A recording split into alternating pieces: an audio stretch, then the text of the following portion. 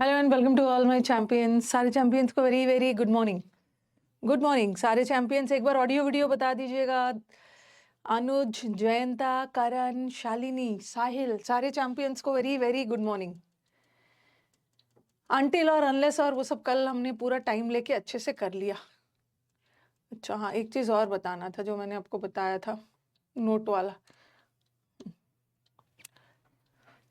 Good morning सारे champions को very very good morning. अनुज, Rahul, weapon, लक्ष्य, आयुषी, वेद, हिमांशु, संगम, नीतू, सारे रिया, सभी चैंपियंस को वेरी वेरी गुड मॉर्निंग। ठीक है, चलो टाइम वेस्ट नहीं करते हैं, सीधा स्टार्ट किया जाए। कुंभ की धरती से प्रणाम। खुश रहिए सारे चैंपियंस को वेरी वेरी गुड मॉर्निंग।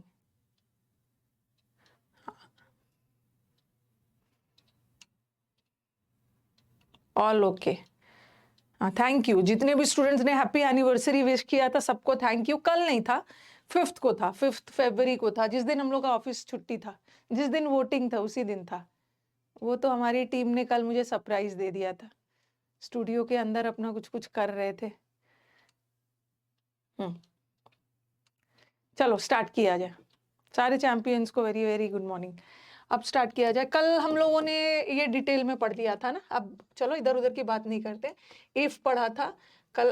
कल हमने बहुत डिटेल में सब चीज कवर किया था। कल का पूरा क्लास इसी पे था। अनटिल किया था, अनटिल टाइम बताता है, अनलेस कंडीशन बताता है, अनटिल अनलेस के साथ नॉट मत लगाना, अनटिल अनलेस वाले भाग में भी विल मत लगाना, ये सब किया। फिर हमने किया था इफ, कंडीशन भी बताता है और इफ डाउट के लिए भी यूज करते हैं। इफ के साथ हम नॉट लगा सकते हैं, लेकिन अनलेस भी कंडीशन बता सकता है, उसके साथ नॉट नहीं लगाएंगे। इफ डाउट का सेंस भी आता है, वेदर भी डाउट बताता है।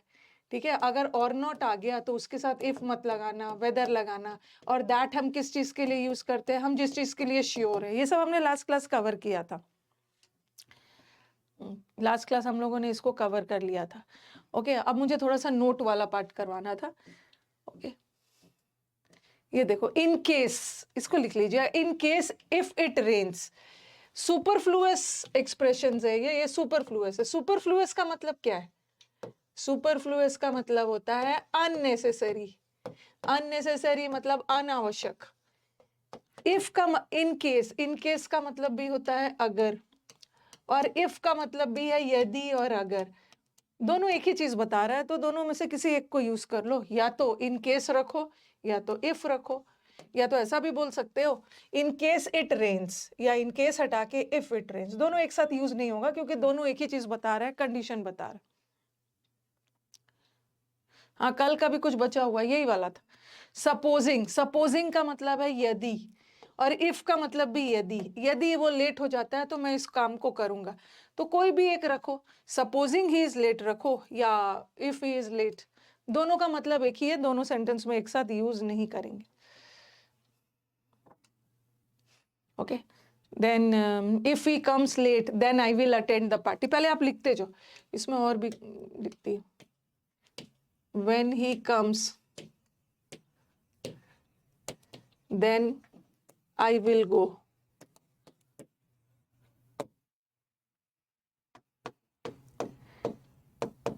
Since he was busy, therefore he couldn't come.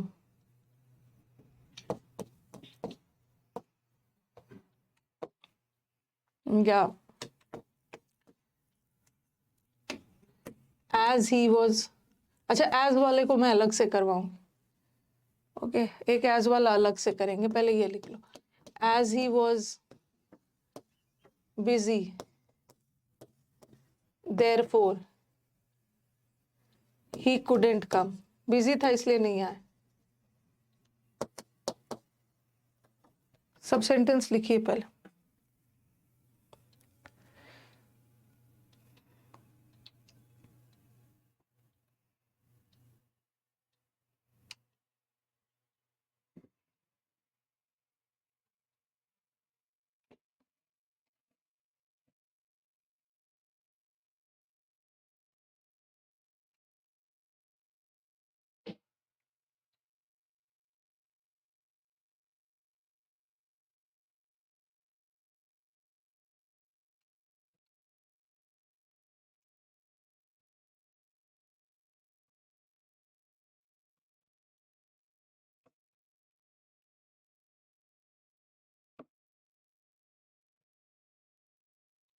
लिख लिया है सबने?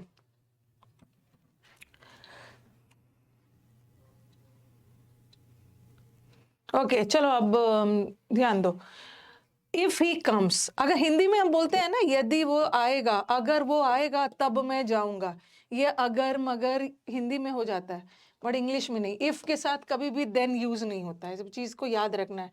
कभी भी डिस्क्रिप्टिव का पेपर भी लिख रहे हो तो याद रखना इफ के साथ देन मत लगाना, देन हटा दो। इफ ही कम्स कॉमा लगा दो, कंजंक्शन हटा के कॉमा लगा दो। when he comes then I will go, जैसे if के साथ then नहीं होता है वैसे ही when के साथ भी then हिंदी में होता है जब वो आएगा तब मैं जाऊंगा, जब तब हिंदी में होता है, इंग्लिश में नहीं। since he was busy, since already कारण बता रहा है, चूंकि वो बिजी था इसलिए नहीं आया, तो since ऑलरेडी कारण बता ही रहा है तो therefore भी मत लगाओ। therefore का मतलब भी है इसलिए, कारण बता रहा है, कॉमा लगा दो। उसी तरह as भी कारण बता रहा है तो फिर से इसके साथ देयरफॉर मत लगा, कॉमा लगा दे। ये सब सुपरफ्लुअस।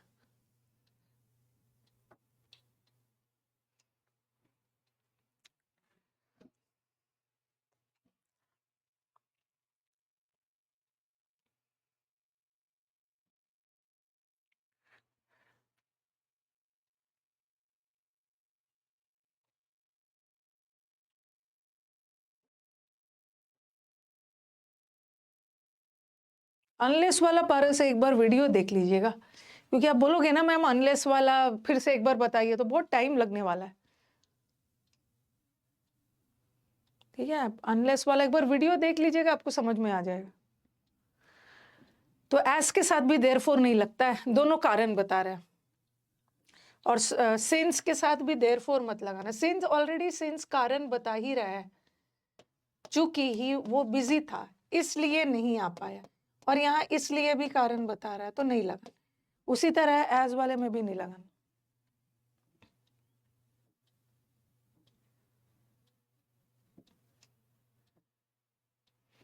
ओके रुको मैं एक बार रिफ्रेश करती हूँ कि आपका कमेंट ना लेट से आ रहा है।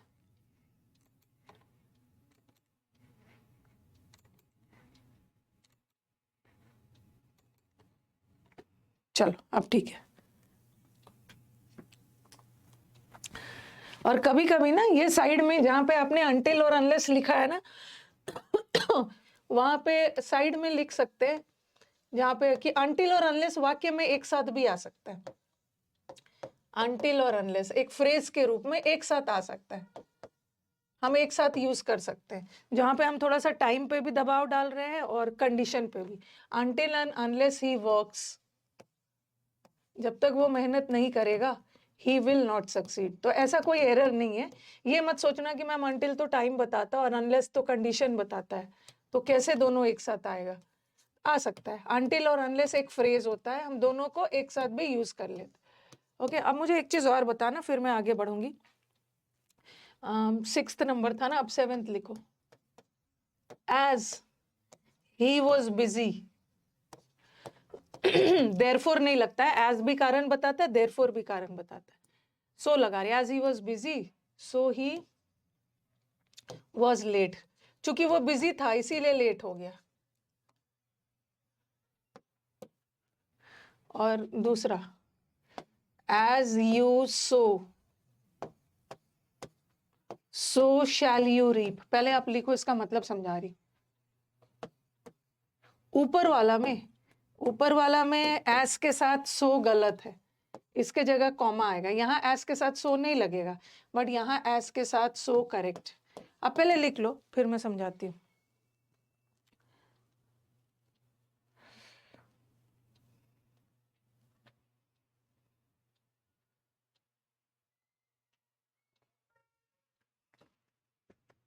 एग्जाम में ना अनटिल अनलेस में एक नॉट मत लगाना उसके साथ,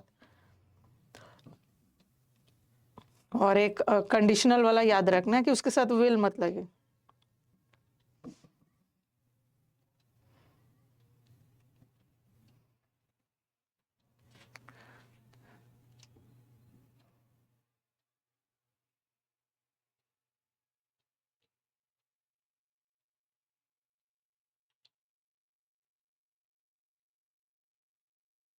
हाँ, मैंने इन केस को एक्सप्लेन कर दिया था। आप लोग लेट से आ रहे हो आज। देखो, यहाँ पे ना एज़ के साथ सो गलत क्यों है? एज़ ही वाज़ बिज़ी, चूँकि वो बिज़ी था, ये कारण बता रहा है, इसलिए नहीं आएगा। एज़ भी कारण बता रहा है और सो भी कारण बता ही रहा है। चूँकि वो बिज़ी था इसलिए नहीं आया, तो जब एज़ कारण बता ही रहा है तो उसके साथ सो मत लगाना। बट यहाँ सो का मतलब और एज़ का मतलब अलग है। यहाँ एज़ का मतलब क्या है ना, ये एक कहावत है, जैसा बोओगे वैसा पाओगे। सुना होगा ना, एज़ यू सो का मतलब है बोना, और फसल को, बीज को बोना, और ये है फसल को काटना। तो जैसा बोलते हो कि जैसा बोओगे वैसा पाओगे, तो यहाँ एज़ कोई कारण नहीं बता रहा है, ठीक है? तो जैसा वैसा यहाँ पे सही है, बट यहाँ तो एज़ कारण बता रहा था, फिर से सो मत लगा। चलो ये वाला हो गया, ये वाला तो हो गया। इन केस वाला हो गया। सो का मतलब है बोना, सीड्स को जमीन पे सो करते हैं ना। रीप का मतलब है काटना, फसल काटना। भगवान ही फॉर वेदर का एग्जाम्पल नहीं करवाया, करवा दिया, एग्जाम्पल्स में दिया था। मुझे लग रहा है ना ये सब एक चैप्टर पे पूरा पीएचडी करेंगे सब। आ जाओ, बोथ और बोथ, इसको छोड़ो, आप ऐसे लिखोगे। अब हम थर्ड वाले पे चलते हैं। बोथ के साथ एग्जाम में लगा देते हैं, और दोनों एक दूसरे का कॉन्ट्रडिक्शन है। बोथ का मतलब है दोनों, और का मतलब है दो में से कोई एक। तो ये दोनों, ये गलत हो गया ना। बोथ में जब हम दोनों की बात कर रहे हैं तो कहाँ से दो में से एक हो जाएगा? बोथ के साथ और लगा देते, गलत है। बोथ के साथ एग्जाम में आपको एज वेल एज लगा के दे देते, गलत है। बोथ के साथ विथ लगा देंगे, बोथ के साथ टुगेदर विथ लगा देते, सब गलत है। बोथ के साथ अलोंग विथ लगा देते, सब ऐसा एरर में लगा लगा के दे देंगे, ये भी गलत है, ये भी गलत। बोथ के साथ हमेशा कौन सा कंजंक्शन आता है? That is and. ये सब एग्जाम में गलत गलत वाला लगा के दे देंगे, ठीक है? और दूसरा एक और वर्ड है बिटवीन, ठीक है? बिटवीन के साथ, बिटवीन दो के बीच का है ना, तो बिटवीन के साथ और लगा देंगे, गलत है। बिटवीन के साथ टू लगा देंगे, गलत है। बिटवीन भी हमेशा बोथ की तरह अपने साथ एंड लेता है, तो ये जो बोथ है ये भी अपने साथ एंड लेगा, ये जो बिटवीन है ये भी अपने साथ एंड लेगा। फटाफट आप इसको तो याद रखना है, इसमें कोई कॉन्सेप्ट नहीं याद है, इसमें बस आपको याद रखना।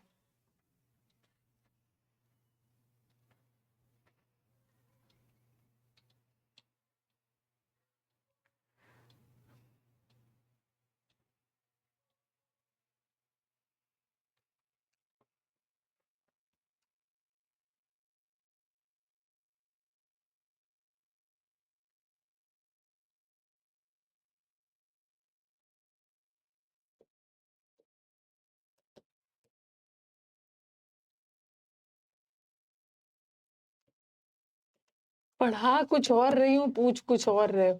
Seeing the dog, the children, अभी मैंने आपको वर्ब नहीं पढ़ाया है ना। The children ran away. अब स्टूडेंट बोल रहे हैं कि मैम इसमें सब्जेक्ट कौन है, तो सब्जेक्ट चेक करने के लिए अपना वर्ब देखो। वर्ब रैन है, और ये रैन किसके लिए लगा? डॉग नहीं भागा, भागा तो बच्चे है ना, ये सब्जेक्ट है। ओके, और सीइंग बताऊंगी, पार्टिसिपल है, डॉग को देखते ही बच्चे भाग गए, पार्टिसिपल है।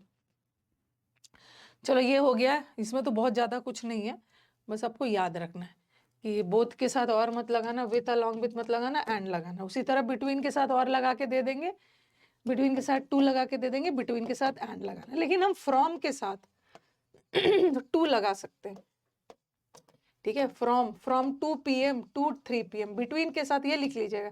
बिटवीन के साथ तो हम एंड लगाते हैं, बट फ्रॉम के साथ टू लगता है, ठीक है? फ्रॉम के साथ टू लगेगा। अब आ जाओ, क्वेश्चंस देखो। Both the rich along with the poor are responsible for a great many vices with which our society as well as our country is inflicted।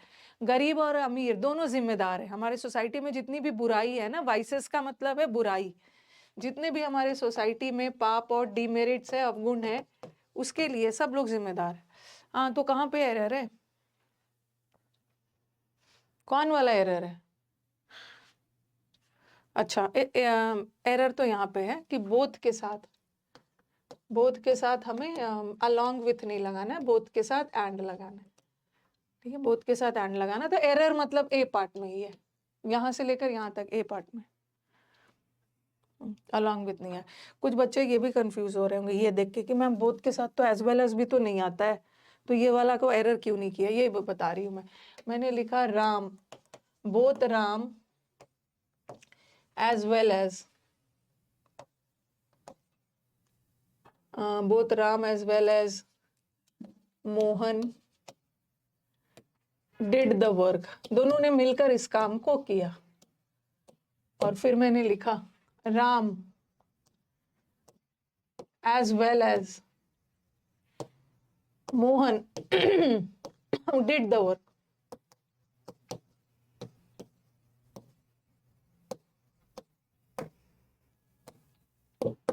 ठीक है,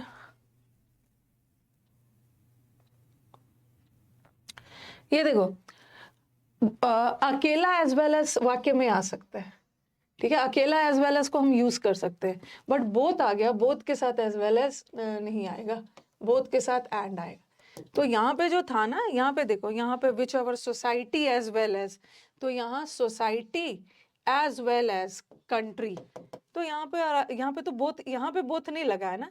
अगर ऐसा रहता यहाँ पे बोथ लगता, both our society as well as our country, तब यहाँ पे रॉन्ग होता है।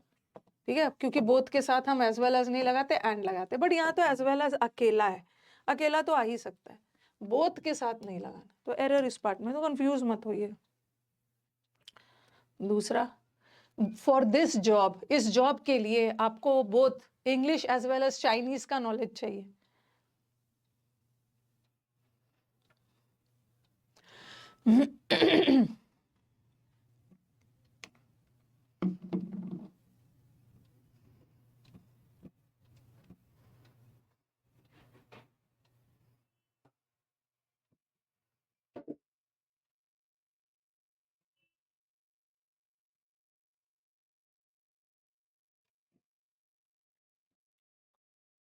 यहाँ भी वही एरर है।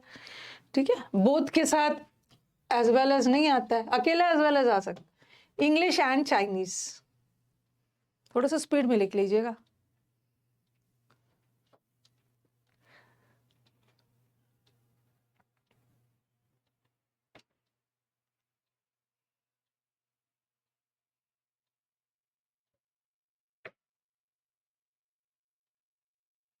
अरे कंडीशन के लिए ना बहुत चीज लगा सकते हैं।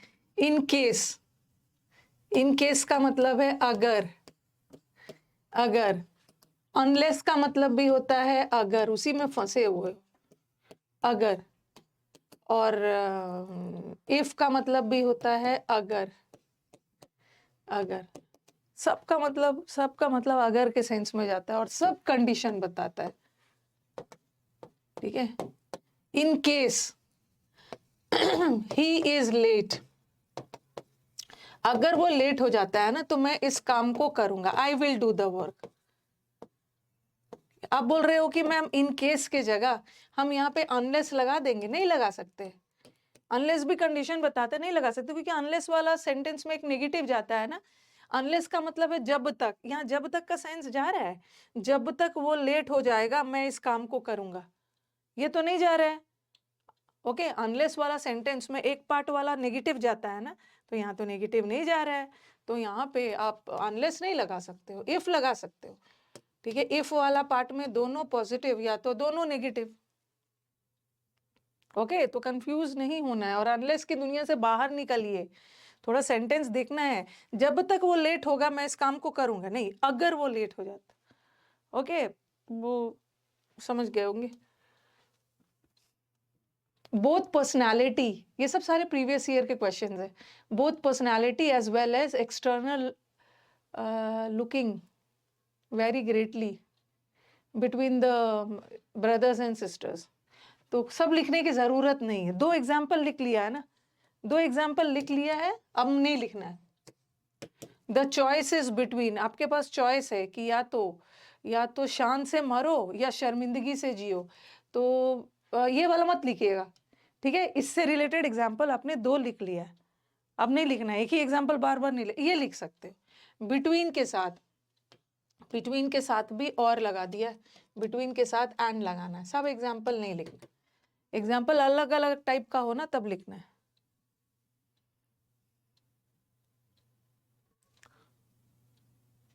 अरे ये तो सही है, यहाँ तो बिटवीन लगा है ना, बिटवीन के साथ, बिटवीन भाई एंड बहन, बिटवीन के साथ तो एंड लगा है, सही है, बोथ के साथ एंड लगाना था। यहाँ भी देखो बिटवीन के साथ एंड लगाना और नहीं आएगा।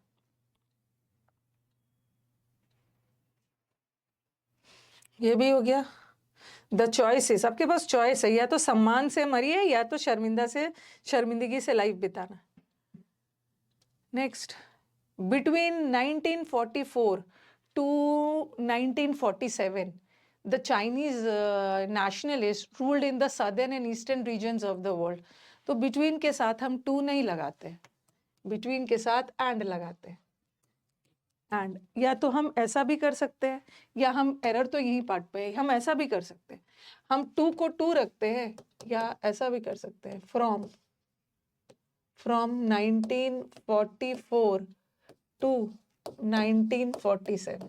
अगर टू रखने का मन है ना तो बिटवीन को फ्रॉम में बदल दो, फ्रॉम के साथ टू लगा देते। लेकिन अगर बिटवीन रखने का मन है तब तो टू को एंड में बदलना होगा।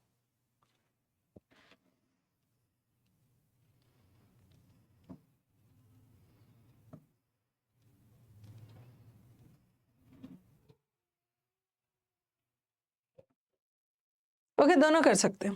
सपोज अगर मैंने लिखा, तो और भी सेंटेंसेस नहीं, और नहीं, या नहीं पे लिख रही, मैंने लिखा मीट मी बिटवीन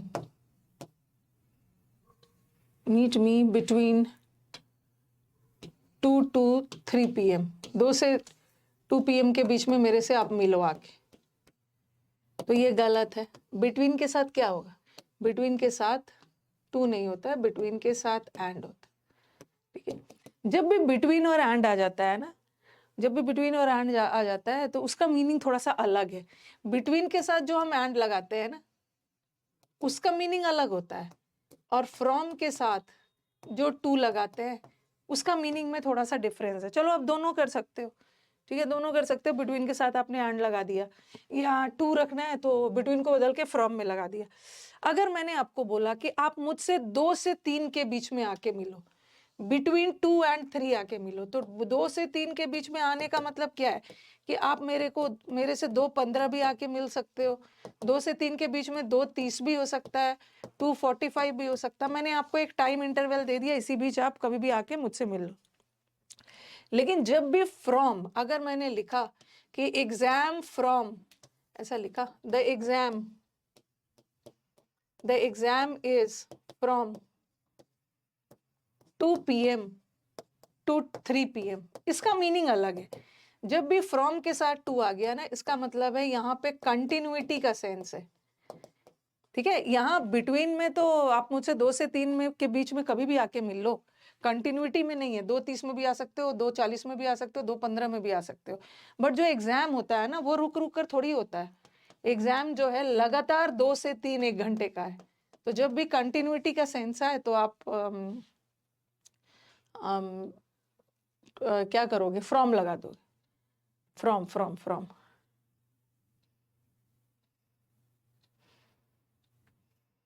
फ्रॉम, ठीक है। तो यहाँ पे ज्यादा अच्छा ऑप्शन क्या होता है, अब मुझे बताओ कि बिटवीन के साथ एंड लगाओगे या फ्रॉम के साथ टू लगाओगे, कौन वाला ऑप्शन ज्यादा सटीक होता है,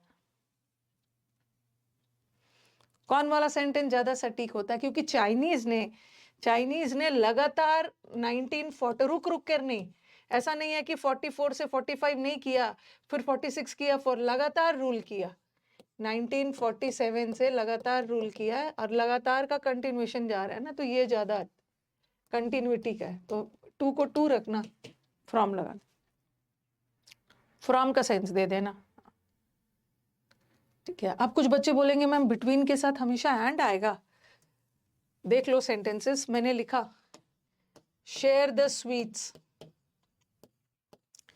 share the sweets between the brothers, भाइयों के बीच में, दोनों बिटवीन दो के लिए होता है, भाइयों के बीच में मिठाई बांट दो। अब मुझे बताओ कि ये बिटवीन का पार्ट ऑफ स्पीच क्या है? नाउन है, वर्ब है, प्रोनाउन है, क्या है? ये बिटवीन का पार्ट ऑफ स्पीच बताना कि क्या है। शेयर द स्वीट्स, भाइयों के बीच मिठाई बांट दो। ब्रदर्स नाउन है, द आर्टिकल है, मिठाई नाउन है, द आर्टिकल है, शेयर वर्ब है, क्या है? बिटवीन प्रेपोजिशन है। अरे बिटवीन वर्ब कहाँ से आ जाएगा? बिटवीन प्रेपोजिशन है, क्योंकि प्रेपोजिशन के बाद एक नाउन आता है, ठीक है। और अब बोलोगे कि मैम नाउन के साथ हम प्रेपोजिशन भी लगाते हैं और नाउन के साथ हम एडजेक्टिव भी तो लगाते हैं, नाउन के साथ हम आर्टिकल भी तो लगाते हैं। तो आर्टिकल तो है नहीं, क्योंकि आर्टिकल तो ये है, आर्टिकल में तो तीन चीज आता ही है, अ, एन और द। इसका मतलब है कि ये बिटवीन आर्टिकल नहीं है। क्या ये एडजेक्टिव है? नहीं, बिटवीन कोई विशेषता वगैरह नहीं बता रहा है, तो आर्टिकल नहीं है, यहाँ का बिटवीन प्रेपोजिशन। तो ये जो बिटवीन को कंजंक्शन मत मानना, बिटवीन एक प्रेपोजिशन है जो कि अपने साथ एंड कंजंक्शन लेता है, ठीक है। बिटवीन एक प्रेपोजिशन है जो अपने साथ एंड कंजंक्शन लेता है, ओके। हम जो ये बिटवीन कंजंक्शन नहीं है, बिटवीन वर्ड के साथ एंड कंजंक्शन का यूज होता है, ओके। बिटवीन कंजंक्शन का काम नहीं करता, बिटवीन तो प्रेपोजिशन है, उसके साथ जो कंजंक्शन लगता है एंड। अब मुझे बोलोगे कि ma'am share the sweets between the brothers, आपने तो बोला था कि बिटवीन के साथ एंड लगाना है, तो एंड कंजंक्शन लगेगा। बोथ के साथ भी एंड कंजंक्शन लगता है, बिटवीन के साथ भी एंड कंजंक्शन लगता है, तो यहाँ पे आपने क्यों नहीं लगाया? यहाँ पे मैंने इसलिए नहीं लगाया ना, क्योंकि यहाँ पे कोई चीज जुड़ नहीं रहा है। दोनों भाइयों के बीच मिठाई बांट दो, तो यहाँ पे कोई चीज नहीं जुड़ रहा है, तो मैं एंड क्यों लगाऊंगी? लेकिन यहाँ पे जुड़ रहा है ना, 1944 और 47 जुड़ रहा है। जैसे मैंने लिखा बिटवीन राम एंड मोहन, तो यहाँ पे मैं जोड़ूंगी ना, दो लोग जुड़ रहे हैं तो यहाँ पे तो एंड लगाऊंगी। Between the brothers and the sisters, ठीक है। बिटवीन द खाली यहाँ पे अगर ऐसा है बिटवीन द ब्रदर्स और आगे जाके सिस्टर्स भी रहते, तो बिटवीन के साथ एंड तब लगाओगे जब दो चीजों को आप जोड़ रहे हो। यहाँ तो वैसा कुछ भी नहीं जुड़ रहा, हर जगह मैं जोड़ रही हूँ 1944 को 47 से, यहाँ पे मैं जोड़ रही हूँ बिटवीन को डेथ और लाइफ को जोड़ रही हूँ, इसलिए एंड लगाया। यहाँ पे मैं बोथ से पर्सनालिटी और लुक्स को जोड़ रही हूँ, ओके।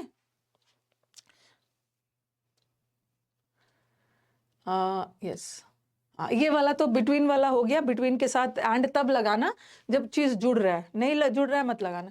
और लेस्ट वाला तो आपको डिटेल में कल पढ़ा ही दिया है, ओके। लेस्ट हो गया हमारा, ये सब एग्जाम्पल्स दे दिया था आपको। हाँ, अब आ जाओ दो और ऑल। अच्छा हाँ, एक चीज और बताना था कि ये जो लेस्ट है ना, आपने जहां पे लेस्ट लिखा है वहां पे लिखिए लेस्ट। लेस्ट जहां पे लिखा है वहां पे थोड़ा बहुत तो जगह होगा। Lest is equal to otherwise is equal to else, ये तीनों का मतलब सेम है, ठीक है। तीनों का मतलब सेम है, तीनों का मतलब होता है अन्यथा। कड़ी मेहनत करो अन्यथा फेल हो जाओ, ओके। हम लेस्ट के साथ शुड लगाते हैं, कल पढ़ा था ना आपने, लेस के साथ शुड ही लगेगा। बट इसके साथ कुछ भी लगा सकते हैं, विल भी लगा सकते हैं, मे भी लगा सकते हैं, इसके साथ ऐसा कोई स्ट्रिक्ट रूल नहीं है, इसके साथ हम कुछ भी लगा सकते हैं। बोथ प्रेपोजिशन नहीं होता है। बोथ से सेंटेंस बनाइए आरिफा, बोथ से सेंटेंस बनाइए, आपको पता चल जाएगा। बोथ से एक सेंटेंस बना के मुझे भेजिए। जब भी आपको दिक्कत हो ना कि मैम इस वर्ड का पार्ट ऑफ स्पीच क्या है, एक सेंटेंस बना के भेजिए मुझे, कमेंट बॉक्स में सेंटेंस बनाइए। तब तक मैं ये लिख रही हूँ, मैंने लिखा वर्क हार्ड लेस्ट,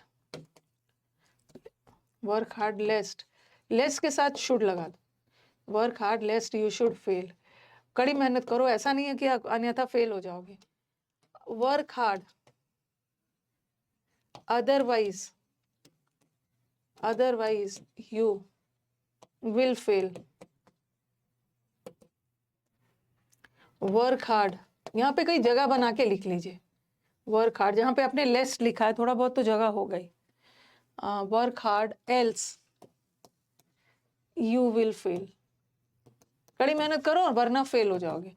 तो ये जो है ना, तीनों का मतलब सेम है, लेस्ट का, अदरवाइज का, एल्स। इसीलिए मैंने इज इक्वल टू लिखा, lest is equal to otherwise is equal to all, सबका मतलब सेम है। कड़ी मेहनत करो और अन्यथा फेल हो जाओगे। बस लेस्ट के साथ हमेशा शुड ही लगाना, लेस्ट के साथ विल कभी मत लगाना। बट ये सब के साथ हम विल लगा सकते हैं, अदरवाइज के साथ कोई भी मॉडल लगा देंगे, एल्स के साथ भी कोई भी मॉडल लग सकता है, बट लेस्ट के साथ हमेशा शुड लगे।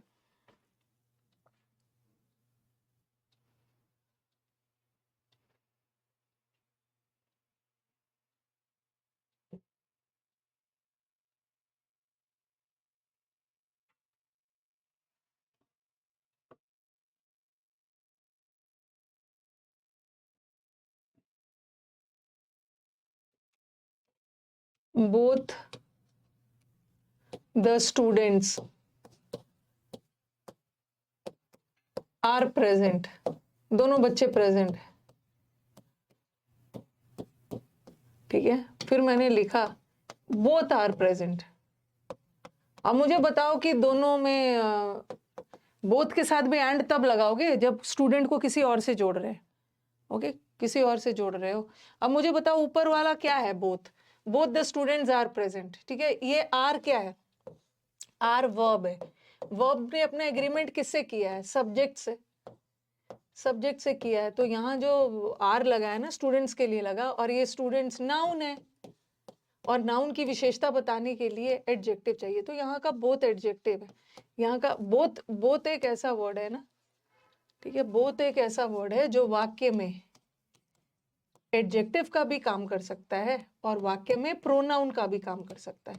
अगर वो नाउन के साथ आ रहा है तो प्रोनाउन तो नहीं होगा ना, क्योंकि नाउन प्रोनाउन तो एक साथ नहीं होगा, नाउन के बदले प्रोनाउन आता है। और दोनों प्रेजेंट थे, दोनों प्रेजेंट है, ये दोनों किसके लिए लगा, इन स्टूडेंट के लिए, तो यहाँ पे प्रोनाउन होगी। प्रोनाउन, आर हमारा वर्ब है, वर्ब ने एग्रीमेंट किया है सब्जेक्ट से, और किसी भी वर्ड को सब्जेक्ट होने के लिए नाउन या प्रोनाउन, तो ये प्रोनाउन है, किसी स्टूडेंट टीचर के लिए लगा है, ओके। और एक और एग्जांपल आ रहा है, Ram and Mohan, Ram and Mohan both are present. चलो जल्दी से बता दो कि ये बोथ किसके लिए लगा है, राम एंड मोहन के बदले लगा है ना, राम एंड मोहन दोनों प्रेजेंट, तो राम एंड मोहन नाउन है और नाउन के बदले प्रोनाउन। बोथ, आप बोलोगे मैम यहाँ भी तो नाउन लगा है, तो एडजेक्टिव क्यों नहीं मान रहे हो। अगर नाउन से पहले लगे तब बोथ को एडजेक्टिव मानना है, और यहाँ तो राम एंड मोहन के लिए लगा है, ओके। तो both,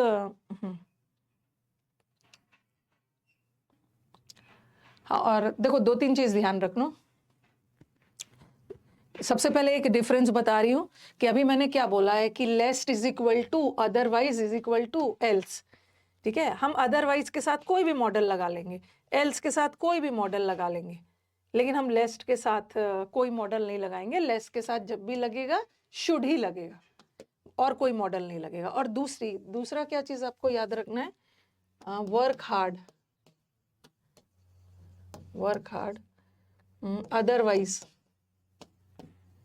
otherwise you will not succeed। हम अदरवाइज के साथ नॉट लगा लेंगे, ठीक है, विल भी लगा लेंगे, या work hard else, else you will, नहीं तो आप सक्सीड नहीं होगे, नॉट सक्सीड। तो कहने का मतलब है कि अदरवाइज के साथ और एल्स के साथ हम नॉट लगा लेंगे, बट लेस्ट के साथ मत लगाना,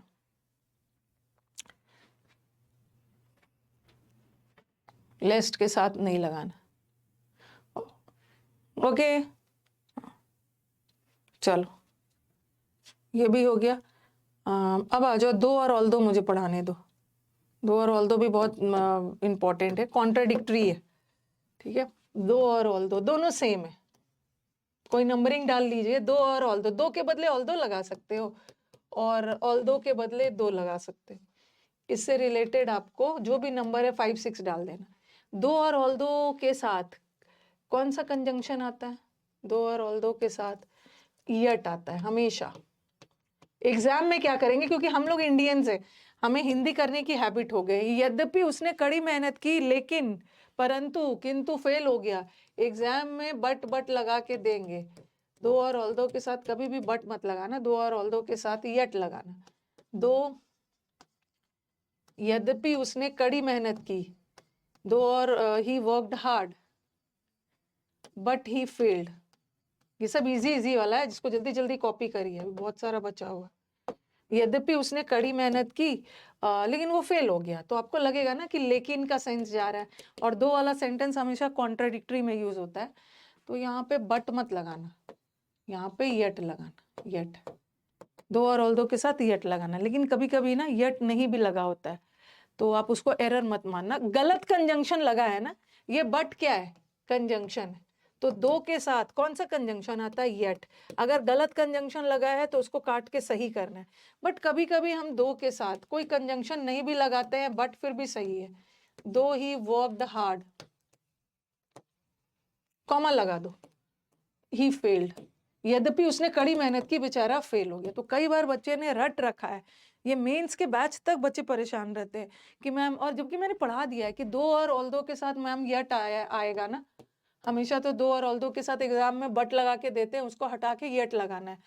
ठीक है, यट लगाना। यहाँ मैंने लगाया, यहाँ मैंने लगाया, तो आप बोलोगे यहाँ ऐसा वाला क्वेश्चन आ गया, तो आप इसको एरर सोचोगे।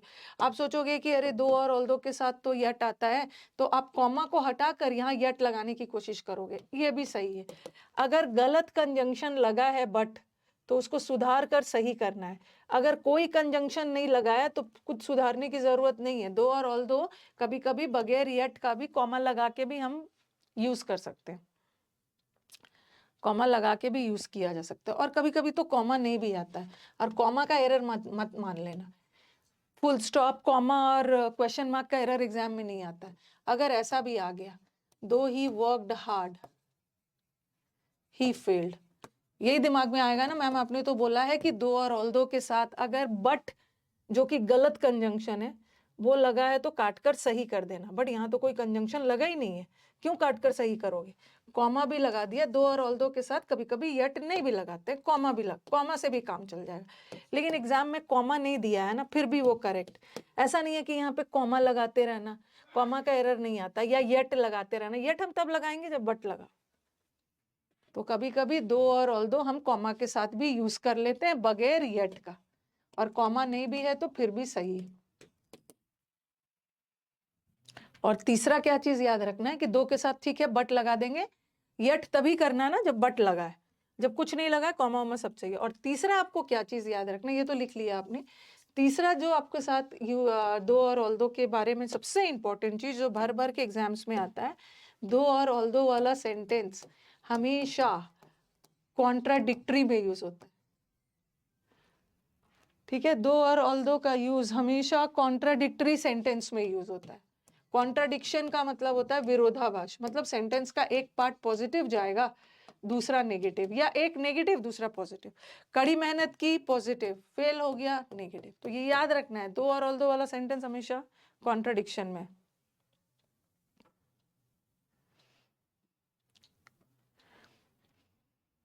और दो और ऑल्दो का किसी टेंस में भी, अभी टेंस की बात मत करिए, जहां टेंस की बात होगी ना वहां मैं आपको बताऊंगी। अभी अननेसेसरी हर चीज का टेंस मत पूछो, अभी हम लोग कंजंक्शन कर रहे हैं।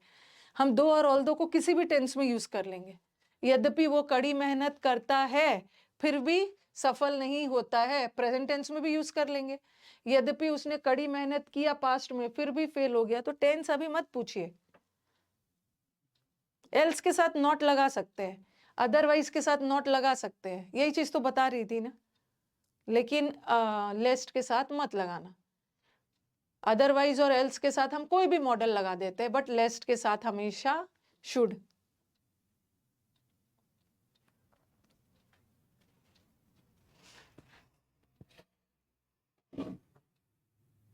ये चीज तो आपको क्लियर कर ही दिया है। बैच को ना आप लोग बहुत स्लो कर रहे हो। जो चीज मैं अभी तुरंत 2-4 मिनट पहले पढ़ा रही हूँ, फिर से बार बार इसी चीज को पूछ रहे हो, बैच स्लो हो जाएगा। टेंस वगैरह मत पूछिए, जहां टेंस वाला चीज रहेगा ना वहां मैं खुद बता दूंगी कैसे कैसे एरर्स आएगा। इसको हम किसी भी टेंस में यूज कर लेते। ठीक है, दो और ऑल दो लिख लिया ये। हाँ, अब मुझे इससे क्या चीज बताना था आपको, एक चीज बताना था। कभी कभी एग्जाम में ऐसा भी सेंटेंस आता है, ये जो सिंस वाला सेंटेंस है ना, सिंस और एज और चूंकि वाला सेंटेंस, ऐसा से इसको हम कॉन्ट्रडिक्शन में यूज नहीं करते। इसका यूज कॉन्ट्राडिक्टरी में सेंटेंस में यूज नहीं होता है। ठीक है, कॉन्ट्राडिक्टरी में नहीं होता। सिंस और एज वाले सेंटेंस में या तो दोनों पार्ट पॉजिटिव जाएगा या तो दोनों नेगेटिव जाएगा। ठीक है, जैसे मैंने लिखा since he worked, since he worked he succeeded, क्योंकि उसने मेहनत की इसलिए सफल हो गया। तो मेहनत की पॉजिटिव और सफल हो गया पॉजिटिव। और सिंस यार एज वाले सेंटेंस में या तो दोनों पॉजिटिव या तो दोनों negative. Since he didn't work, चूंकि उसने मेहनत नहीं की इसलिए ही फेल हो गया। फेल होना भी नेगेटिव और वर्क नहीं किया नेगेटिव। तो सिंस और एज वाला सेंटेंस का कभी भी कॉन्ट्रडिक्शन में यूज नहीं होता है, या तो दोनों पॉजिटिव या तो दोनों नेगेटिव। ओके, लेकिन ये जो दो और ऑल दो है, दो और कैसे एरर आएगा बता रही हूँ। दो और ऑल दो वाला सेंटेंस है, इसका यूज हमेशा कॉन्ट्रडिक्शन में यूज होगा। ये हमेशा कॉन्ट्रडिक्ट, इसको लिखो, फिर आपके एग्जाम में एक सेंटेंस आया है वो मैं आपको देती हूँ।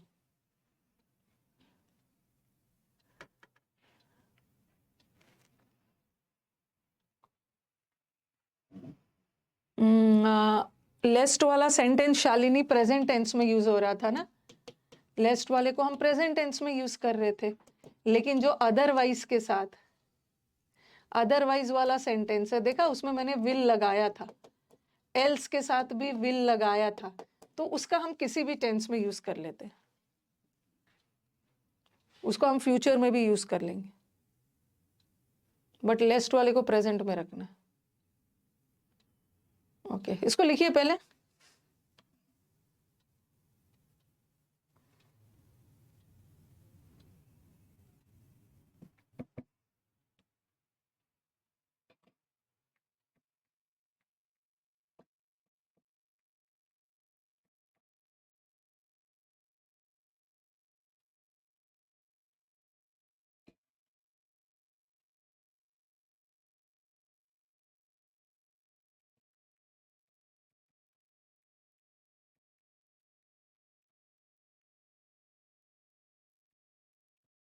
ये क्वेश्चन मैं ढूंढ रही हूँ।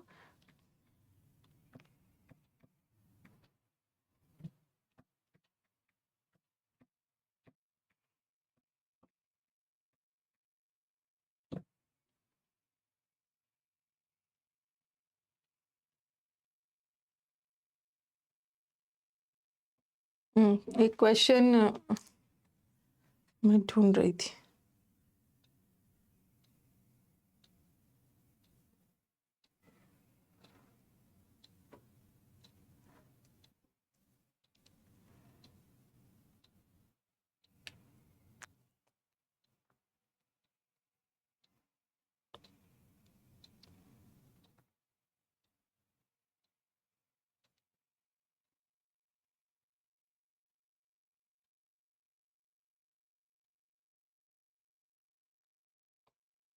ठीक है, ये आपके क्वेश्चन किसी एग्जाम में आया हुआ था, ऐसा था,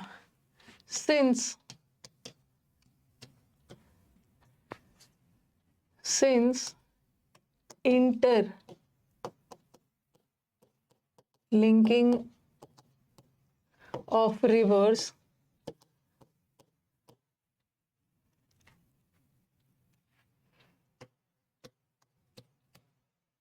will help to save drought. Drought का मतलब है सूखा।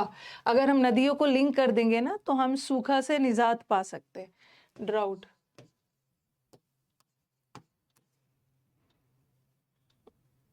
the government has not paid much attention to this project.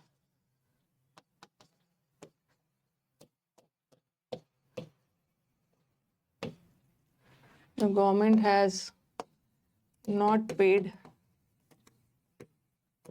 much attention to the project।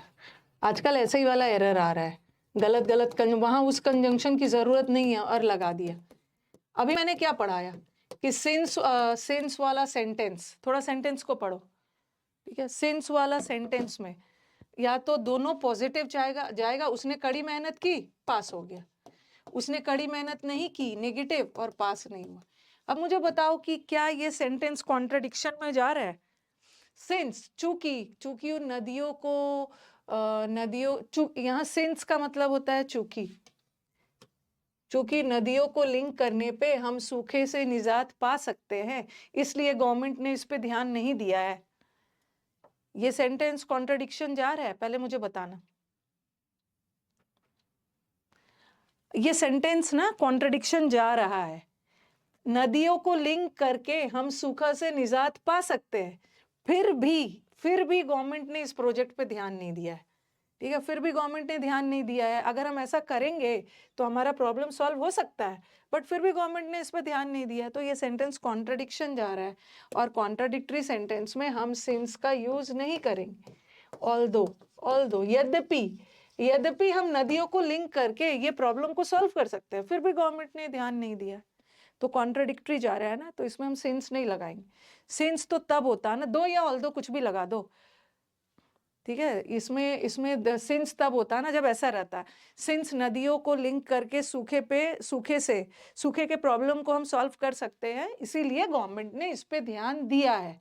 लेकिन यहाँ पे तो गवर्नमेंट ने ध्यान नहीं दिया, कॉन्ट्रडिक्शन है। दो लगा दो, ऑल्दो लगा दो, कुछ भी लगा दो, दो भी लगा दो और ऑल्दो भी लगा दो। और दो और ऑल्दो के साथ येट लगाने की जरूरत नहीं है, ठीक है। येट की जगह कॉमा भी आ गया फिर भी सही है, और कॉमा नहीं था, एग्जाम में कॉमा नहीं था, बगैर कॉमा का भी सही।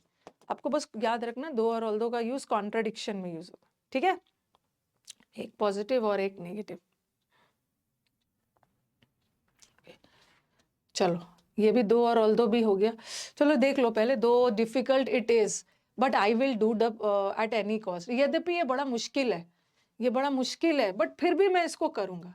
और दो और ऑल्दो के साथ, दोनों एग्जाम्पल मत लिखो, कोई एक ही लिखना। दो और ऑल्दो के साथ अगर गलत कंजंक्शन आया है ना, उसको करेक्ट कर दो, येट लगा दो। अगर येट नहीं आता है, कॉमा भी लगा रहता, फिर भी हम येट नहीं लगाते, बगैर येट का कॉमा लगा के भी हम कर सकते हैं, ओके। दो ही वर्कड हार्ड, यद्यपि उसने कड़ी मेहनत की, ये तो वही वाला है। दो के जगह बट के जगह येट लगा दो, और कभी कभी फिर से मत लिखो, येट हटा के कॉमा भी लगा सकते हैं। और कभी कभी कॉमा नहीं लगा है ना, उसको एरर नहीं मानना। आप ये दोनों नहीं लिखोगे, आप ये लिख चुके हो, सिर्फ ऊपर वाला लिखो।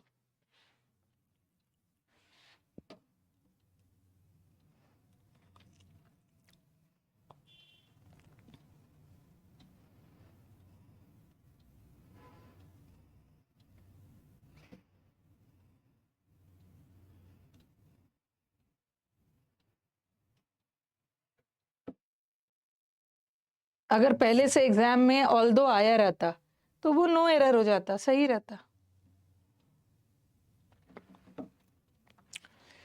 लिख लिया है सबने दो और ऑल्दो वाला? हाँ, अब आ जाओ एज और सो एज, ये भी इंपॉर्टेंट, वेरी इंपॉर्टेंट। कोई भी रूल और नंबर लिख लो, 7 8। एज और कल मैं कुछ एडजेक्टिव्स, कल आफ्टरनून वाले बैच में 1 बजे के बैच में एडजेक्टिव्स करवा रही थी ना, तो वहां भी ऐसा वाला सेंटेंस आया था। जब भी आपको किसी वाक्य में एज और सो एज दिख गया, हम एज और सो एज से क्या करते हैं? हम एज और सो एज से करते हैं कंपैरिजन। और कंपैरिजन दो ही चीज का होता है, या तो हम कंपैरिजन किसी एडजेक्टिव का करते हैं, किसी के गुण का करते हैं, या कंपैरिजन किसी एडवर्ब का करते हैं। तो याद रखना है, ये मैं क्यों बता रही हूँ कि जब भी एक आपको आपका काम आसान करने के लिए कि मैम जब मिक्स्ड एरर्स आ जाएगा तो कैसे पता चलेगा कि यहाँ पे इसी का एरर है, नाउन का एरर है कि प्रोनाउन का एरर है। जैसे अनटिल और अनलेस में मैंने बता दिया ना, जहाँ भी अनटिल अनलेस दिख जाए तो देख लेना, कंडीशन है तो अनलेस लगाना, टाइम है तो अनटिल लगाना, और अनटिल अनलेस वाला सेंटेंस में नॉट नहीं लगेगा, और अनटिल और अनलेस वाला सेंटेंस सिंपल प्रेजेंट लगेगा। बस 3 ही चीज चेक करना। उसी तरह जब भी वाक्य में लेस्ट आ गया तो लेस्ट में देख लेना, लेस्ट के साथ शुड लगा है ना, कभी कभी नहीं भी लगाते हैं, बगैर शुड का भी यूज कर देते, बट लगेगा तो शुड। और दूसरा देख लेना, लेस्ट के साथ नॉट नहीं लगता। और तीसरा, लेस्ट का हमेशा सिंपल प्रेजेंट टेंस में होता है। तो ऐसे ऐसे करके आप सीखोगे ना तो आपके लिए मुश्किल नहीं होगा। टॉपिक वाइज एरर में तो आपको पता चल जाता है, बट मिक्स्ड जब आ जाता है सारे चैप्टर्स का तो उसमें आपको वैसे ही करना है। बस ध्यान रखना है कि एज और सो एज को हम कौन से चैप्टर में पढ़े थे। एज और सो एज को हम कंजंक्शन चैप्टर में पढ़े थे। इसका मतलब है कि एज और सो एज से कंजंक्शन का एरर आ सकता है। और एज और सो एज से हम क्या करते हैं, एज और सो एज से हम कंपैरिजन करते हैं। और कंपैरिजन या तो एडजेक्टिव का होता है, कंपैरिजन या तो एडवर्ब का होता है। इसका मतलब है कि जब भी वाक्य में एज और सो एज दिख गया तो हमारे एग्जाम में तीन इस वर्ड से तीन ही टाइप का एरर आ सकता है। या तो कोई कंजंक्शन वाला एरर होगा, या तो एडजेक्टिव और एडवर्ब वाला होगा। अभी हम तीनों को डील करेंगे। वैसे मैं फिर से इसको आपको एडजेक्टिव एडवर्ब में भी पढ़ाऊंगी, बट कंपैरेटिव स्टडी करेंगे ना तो आपका काम आसान हो जाएगा। अब आप बोलोगे कि मैम कंजंक्शन का एरर कैसे आता है। कंजंक्शन का एरर ऐसा आता है कि ये जो एज है, एज को हम यूज करते हैं पॉजिटिव में भी, पॉजिटिव सेंटेंस ऐसा लिख लो, इट दोनों में यूज करते हैं। इट इज यूज्ड, ये याद रखना, क्योंकि कई बच्चे पढ़ लेते हैं मैम एज का यूज पॉजिटिव में होता है और सो एज का यूज नेगेटिव में होता है। ऐसा नहीं, एज का use it is used in positive में भी होता है, नेगेटिव में भी। It is used in positive as well as negative sentence. बता रही हूँ, लिखो। एज में कोई दिक्कत नहीं, इसका यूज तो हम दोनों में कर लेते हैं, बट लेकिन जो हमारा सो एज है, ये कंजंक्शन वाला एरर बता रही हूँ, बाद में ये बताऊंगी। जो सो एज है ये हमेशा नेगेटिव में यूज होता है। It is used in negative sentences. लिखो पहले आप इसको। एक तो ये कंजंक्शन वाला एरर हो गया।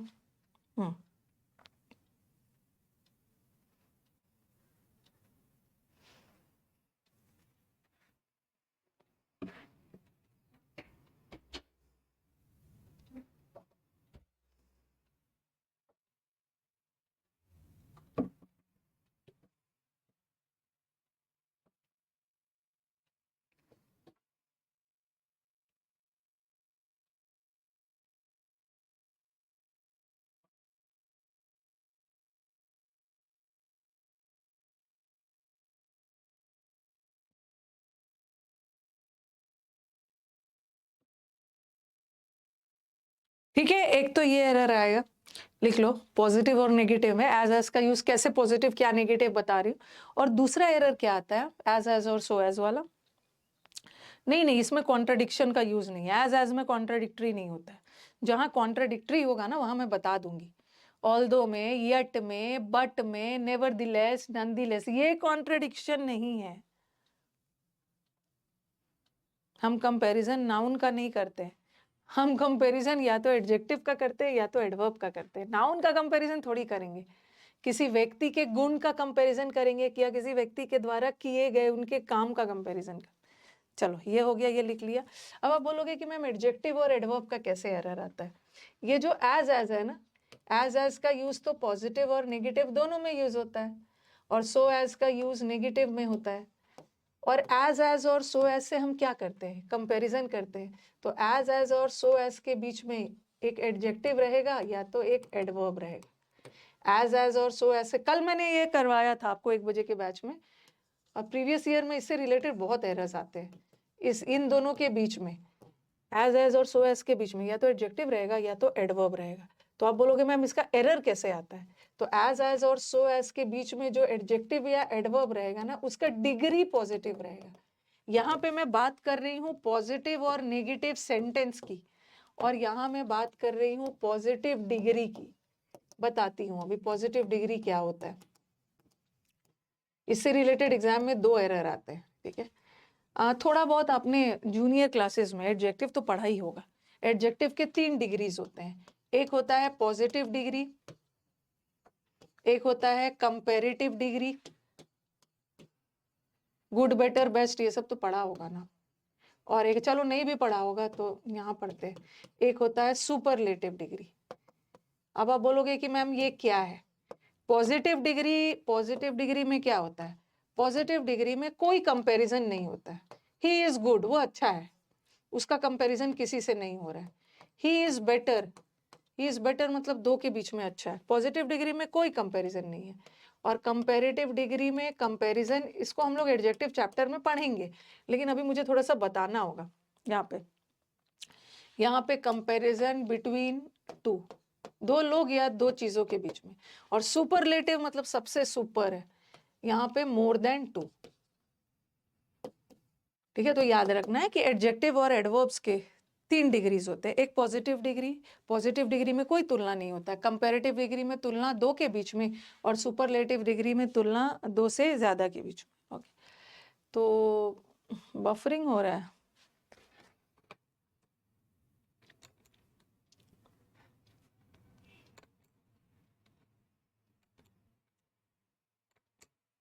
रिफ्रेश कर दिया मैंने।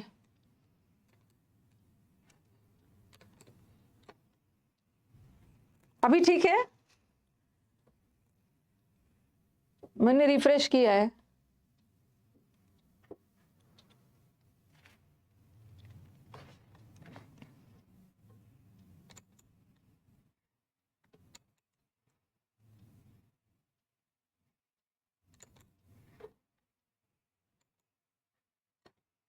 अभी ओके है।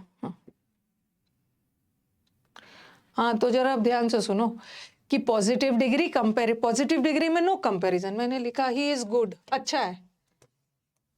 ही इज बेटर, दो के बीच में अच्छा है, गुड बेटर।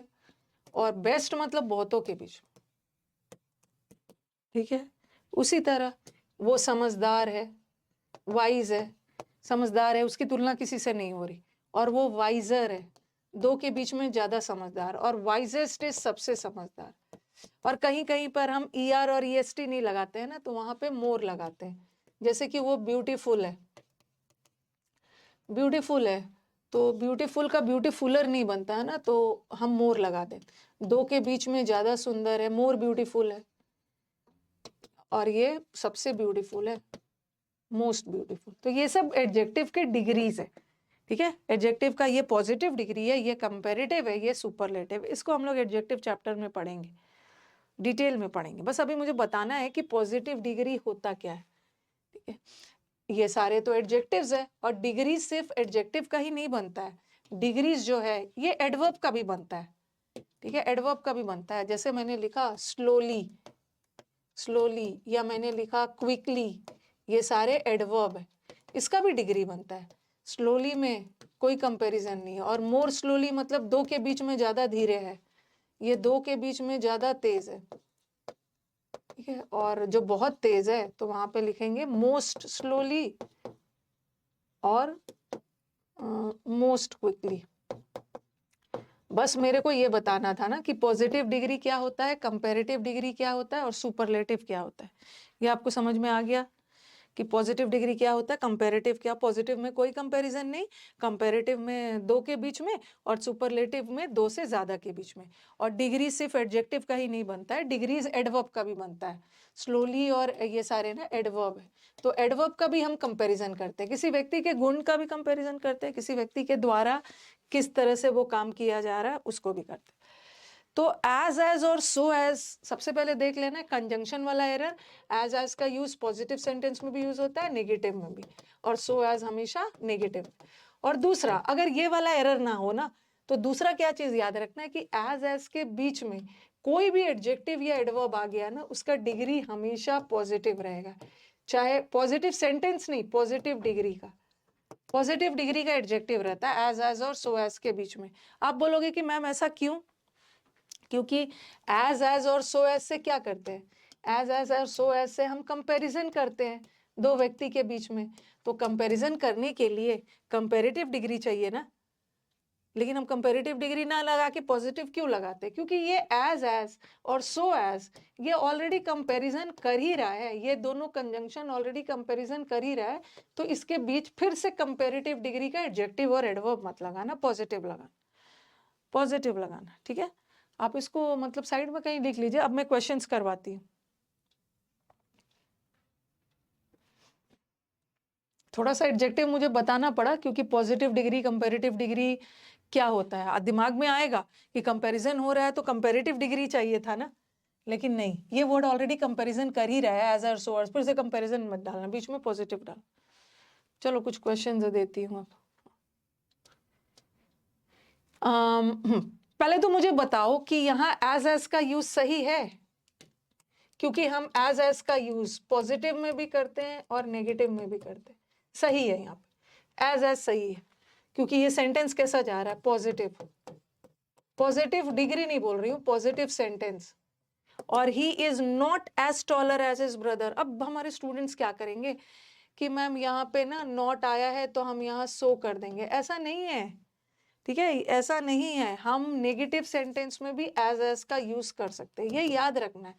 ये सेंटेंस पॉजिटिव है और ये सेंटेंस नेगेटिव है, और हम एज का यूज पॉजिटिव में भी कर सकते हैं और एज का यूज नेगेटिव में भी कर सकते हैं। इसमें सो करने की जरूरत नहीं है।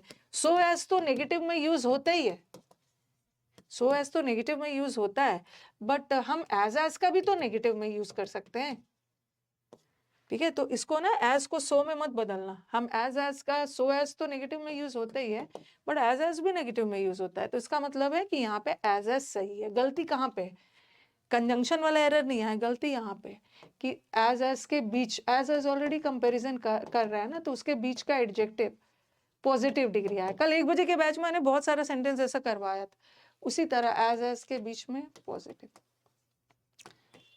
पॉजिटिव डिग्री लगाना। अब नीचे वाला देखो, ये तो सही है, सो एज के बीच में एडजेक्टिव तो सही है, रिस्पेक्टफुल एडजेक्टिव है ना, और ये रिस्पेक्टफुल एडजेक्टिव है पॉजिटिव डिग्री, और एज के सो एज के बीच में पॉजिटिव डिग्री आता ही है।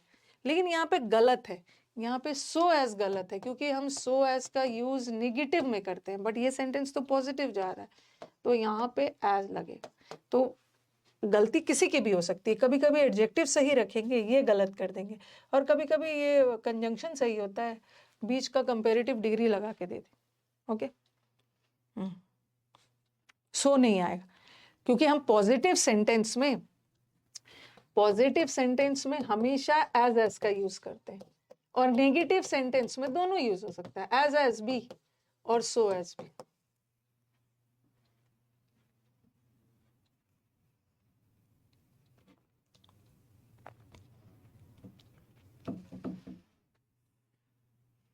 कंजंक्शन को ऐसा पढ़ना है ना,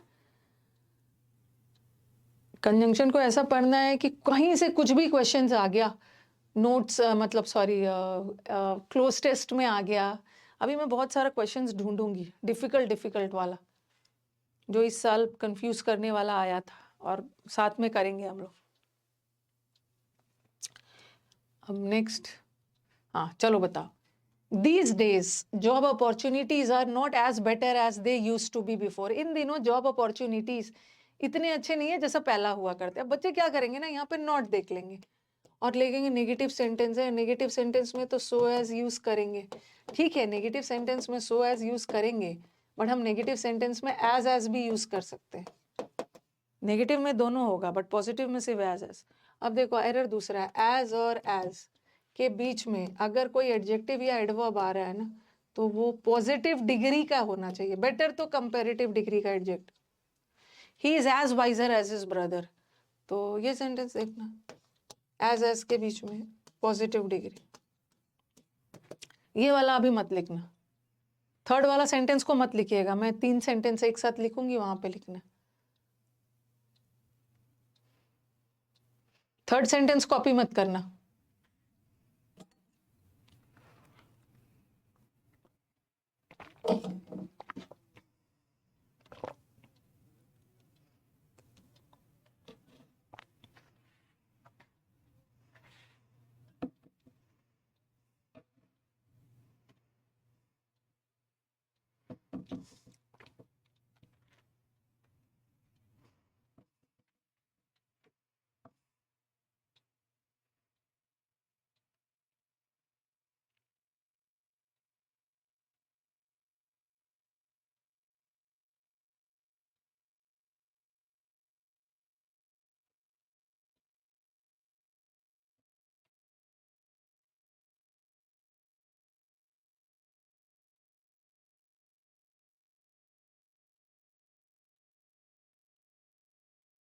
लिख लिया सबने?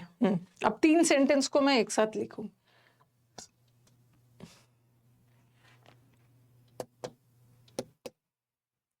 दो लिखा था ये वाला, ये इंपॉर्टेंट है, बहुत बार एग्जाम में आया है। ही is as wise if not visor then his brother. इसको हम लोग फिर से एडजेक्टिव चैप्टर में भी पढ़ लेंगे, 4th वाला। He is as wise as if not wiser। ये वाला आपके 2 साल पहले मेंस में आया था। He is as wiser as if not wiser than his brother। तीनों सेंटेंस को कॉपी करिए, इंपॉर्टेंट है। He is as wise as if not more wiser। Copy करके डन बोलिए, स्पीड बढ़ाना है।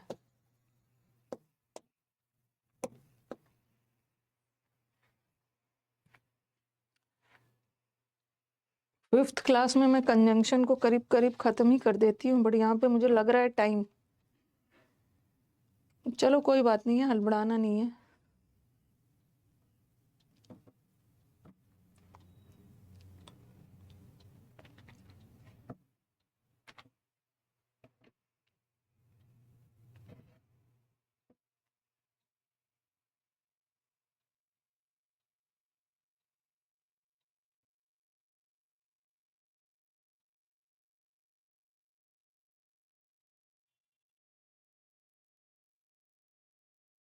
लिख के डन बोलिएगा।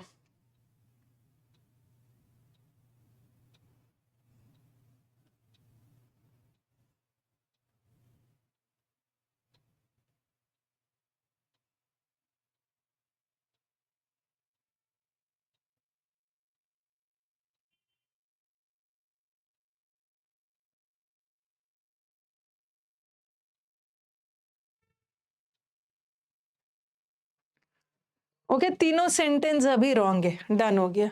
अभी तीनों सेंटेंस हमारा रॉन्ग है। अब देखते हैं पहला सेंटेंस क्यों रॉन्ग है, दूसरा क्यों रॉन्ग है, तीसरा क्यों रॉन्ग। इस सेंटेंस का ट्रांसलेशन है ही इज एज वाइज। यहाँ पे कंपैरिजन हो रहा है उसके और उसके भाई के बीच में। भाई की तरह समझदार है। इफ मतलब अगर भाई से ज्यादा समझदार नहीं है बट फिर भी भाई की तरह समझदार है, मतलब भाई के बराबर है, भाई से ज्यादा नहीं है। अगर भाई से ज्यादा नहीं है समझदार तो फिर उसके बराबर है। पहला सेंटेंस इसलिए रॉन्ग है ना, कभी भी एक एज से कंपैरिजन नहीं होता है। उसके और उसके भाई के बीच में कंपैरिजन हो रहा है ना, कंपैरिजन के लिए 2 एज चाहिए, तो यहाँ पे आपको एज लगाना था। अब ये करेक्ट हो गया। अब दूसरा तो 2 एज लगा है, लेकिन एज के बीच में कंपैरेटिव नहीं आता है ना, पॉजिटिव आता है, पॉजिटिव। और तीसरा यहाँ पे एज और एज है और पॉजिटिव डिग्री भी आया, ये भी सही है। यहाँ पे गलती है, जब वाइज का ऑलरेडी ईआर लगा के कंपैरेटिव बन ही रहा है, फिर से मोर मत लगाना, मोर नहीं लगाना। देखो कुछ का हम ईआर लगा के बनाते हैं ना, जैसे स्मार्ट, स्मार्ट का कंपैरेटिव होता है स्मार्टर, ठीक है। वाइज का वाइजर होता है, ईआर लगा के बनाते हैं। लेकिन जिसका ईआर लगा के नहीं बनता है हम उसमें मोर लगाते हैं। जैसे ब्यूटीफुलर नहीं होता है तो ब्यूटीफुलर का हम क्या लगाएंगे, मोर ब्यूटीफुल। इंटेलिजेंटर नहीं होता है, इसको मैं एडजेक्टिव में आपको पढ़ाऊंगी, मोर इंटेलिजेंट होता है। तो वाइज का जब वाइज का ईआर लगा के कंपैरेटिव बन ही रहा है तो फिर से मोर लगा के कंपैरेटिव क्यों बनाओ। मोर तो हम ये सब में लगा। तीनों सेंटेंस अभी रॉन्ग, ठीक है।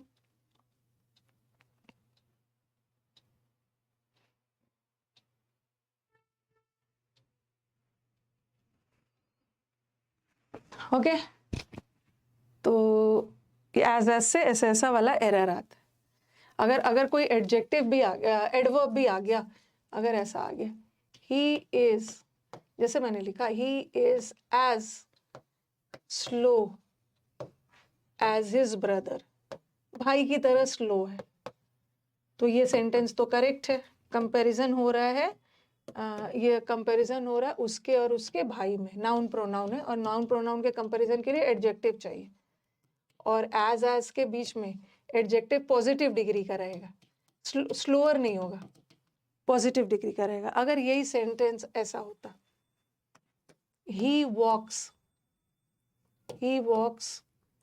As slowly as his brother, भाई की तरह स्लोली वॉक करता है, तो आप बोलोगे कि मैम यहाँ पे आपने एडवर्ब क्यों डाला, एज के बीच में यहाँ पे आपने एडवर्ब क्यों डाला, यहाँ आपने एडजेक्टिव डाला, क्योंकि यहाँ पे कंपैरिजन ही और उसके भाई के बीच हो रहा है, और नाउन प्रोनाउन का कंपैरिजन करने के लिए एडजेक्टिव चाहिए, बट यहाँ ही और उसके भाई का कंपैरिजन किस चीज को लेकर हो रहा, वॉक्स को लेकर। ही जो है अपने भाई की तरह धीरे धीरे वॉक करता है, तो वॉक्स वर्ब है, और वर्ब की विशेषता बताने के लिए हमें एडवर्ब चाहिए, और एज से हम एडवर्ब का भी कंपैरिजन करते हैं, और कैसा एडवर्ब, पॉजिटिव डिग्री, मोर स्लोली नहीं लगा, पॉजिटिव डिग्री।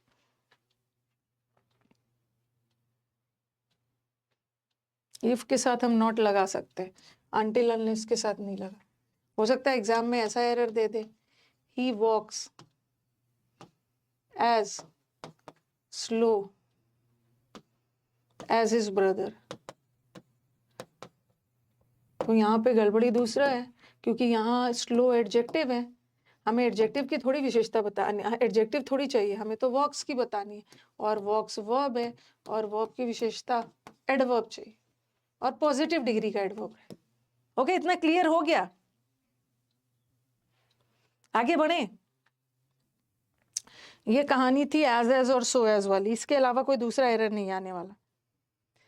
अरे एरर तो आप लोगों को सब पता होता है, असली क्या होता है ना, जब टीचर पढ़ाते हैं तो उस समय तो आपको सब समझ में आ जाता है, असली प्रॉब्लम होता है जब क्वेश्चन आता है, क्वेश्चन आता है ना, तो पता लगाना कि क्या ये क्वेश्चन में इसी चीज का एरर है, ये भी इम्प्रूव हो जाता है, इसमें भी आप एक्सपर्ट हो जाओगे, भर भर के प्रैक्टिस होगा, एक्सपर्ट हो जाओगे।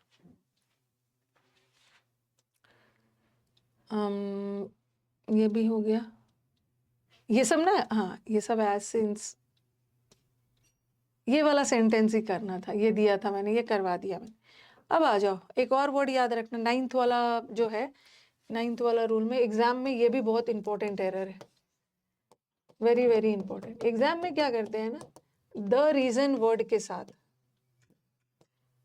द रीजन वर्ड के साथ बिकॉज कंजंक्शन लगा के दे देते हैं, गलत है। द रीजन वर्ड के साथ बिकॉज कंजंक्शन लगा के दे देंगे, क्योंकि द रीजन ऑलरेडी कारण बता ही रहा है, द रीजन ऑलरेडी कारण बता रहा है, और बिकॉज भी कारण बता रहा है, तो द रीजन के साथ बिकॉज मत लगाना, गलत कंजंक्शन। द रीजन के साथ कौन सा कंजंक्शन लगाओ, द रीजन के साथ दैट कंजंक्शन लगाना, दैट भी कंजंक्शन, द रीजन के साथ बिकॉज कंजंक्शन गलत है, डैट लगाना। कभी कभी एग्जाम में ऐसा भी करते हैं, द रीजन के साथ ड्यू टू लगा देते, ड्यू टू एक प्रेपोजिशन है, द रीजन के साथ कभी कभी वो भी लगा देते, ओइंग टू, ओइंग टू, ये सब ओइंग टू, ड्यू टू, ये सब प्रेपोजिशन है, और ये भी कारण ही बताता है, कारण बताता है। तो आपको क्या करना है कि द रीजन के साथ ड्यू टू मत लगाना, ठीक है, क्योंकि और द रीजन के साथ ओइंग टू भी मत लगाना, क्योंकि ये भी रीजन ही बताता है। ओके, और द रीजन के साथ बिकॉज भी मत लगाना, दैट लगाना। कहने का मतलब है कि द रीजन के साथ बिकॉज नहीं लगाना, ड्यू टू मत लगाना, दैट लगाना, और that as a conjunction, because हटा के दैट लगाना।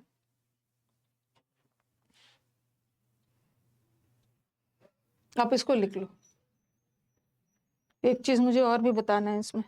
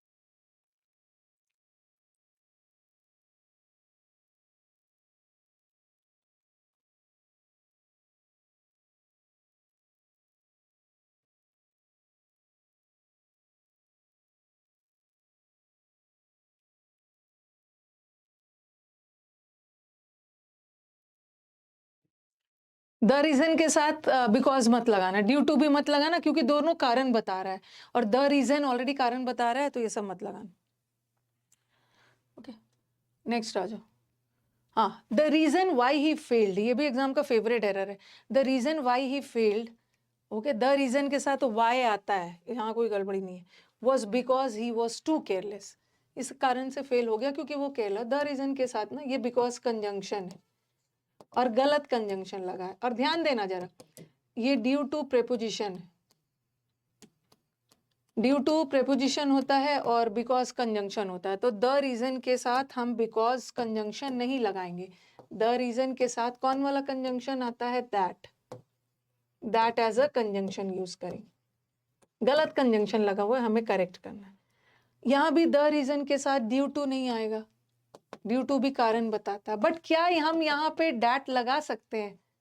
आप मुझे बताना कि क्या, वैसे तो मैंने बताया कि द रीजन के साथ बिकॉज हटाकर, गलत कंजंक्शन लगाकर हटाकर सही कंजंक्शन लगाना। बट क्या हम यहाँ पे डैट लगा सकते हैं? नहीं लगा सकते। क्यों? क्योंकि गलत कंजंक्शन हटेगा तो इसके बदले कोई कंजंक्शन ही तो सही वाला लगेगा। लेकिन ये तो प्रेपोजिशन है और कोई प्रेपोजिशन हटता है तो उसके बदले कंजंक्शन थोड़ी लगेगा। तो यहाँ पे कुछ भी नहीं लगाना। जब ड्यू टू लगा है ना, बस हटा देना। The reason for his failure was his carelessness. ठीक है, तो जब भी ड्यू टू ओइंग टू हटाते हैं तो वहाँ डैट नहीं लगाते हैं, क्योंकि due to owing to preposition है और प्रेपोजिशन हटेगा तो कंजंक्शन थोड़ी लगेगा। गलत कंजंक्शन हटेगा बिकॉज, तो सही कंजंक्शन लगेगा। बट इसके साथ कुछ भी मत लगाना, डैट मत लगाना। ठीक है, the reason why he was rejected, again यहाँ द रीजन के साथ गलत कंजंक्शन लगा है तो आप डैट लगा दें। लेकिन अगर ड्यू टू और ओइंग टू लगा है तो डैट मत लगा। वो सब क्या है? वो सब प्रेपोजिशन है, प्रेपोजिशन हटता है तो कंजंक्शन नहीं लगेगा। कुछ भी मत लगाना।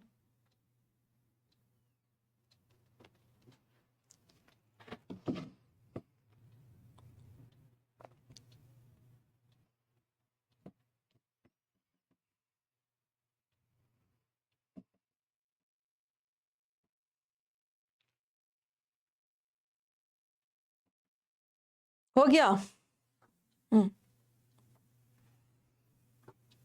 The reason why he failed was that he was careless. दोनों एग्जाम्पल मत लिखना। The reason why he was rejected was that he वो, बिकॉज हटा के डैट लिखना। इसको लिखने की जरूरत नहीं है, ये लिख लिया तो ये लिख सकते हो। प्रेपोजिशन हटेगा तो कंजंक्शन मत लगाना, सिर्फ प्रेपोजिशन हटा के छोड़।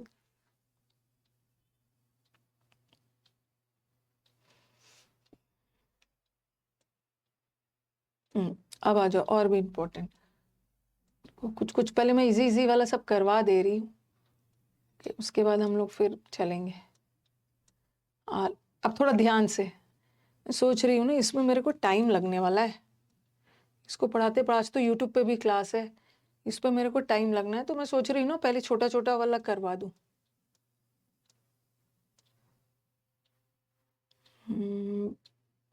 नहीं, ये तो इजी है, लाइक और अनलाइक, वो इसमें टाइम लगेगा। मैं सोच रही हूँ पहले इसको करवा दूँ। हाँ, पहले इसको लिख लो, इसको लिख लो। ये सब को रिलेटिव कंजंक्शन है, पेयर में यूज होता है। रैदर, रैदर से हम क्या करते हैं? रैदर में हम दो चीजों के बीच में कंपैरिजन करते हैं। ठीक है, रैदर के साथ, अदर के साथ, नो अदर के साथ एग्जाम में बट लगा के दे देते हैं, तो इसके साथ दैन आता है। दैन, पहले आप इसको लिखिए।